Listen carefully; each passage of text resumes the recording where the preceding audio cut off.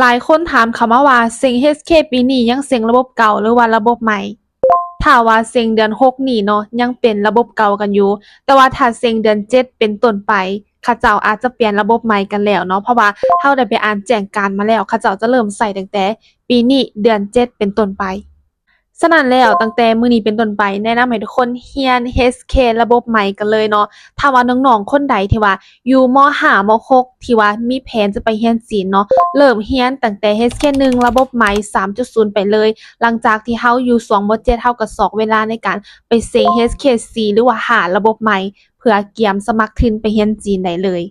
ตอนนี้ทางศูนย์ภาษาจีนของพวกเราเนาะมีการสอน HK ระบบใหม่กันแล้วนะทุกอย่างจะเปลี่ยนเป็น HK ระบบใหม่กันหมดเลยเนาะเรียนตั้งแต่ตอนนี้ไปเลยนะเรารับสมัครนักเรียนแล้วเราเริ่มเรียนตั้งแต่เดือน7นี้ซึ่งเดือน7นี้น้องๆทุกคนพักเรียนกันแล้วอย่าลืมมาเรียนภาษาจีนออนไลน์นำกันเนาะ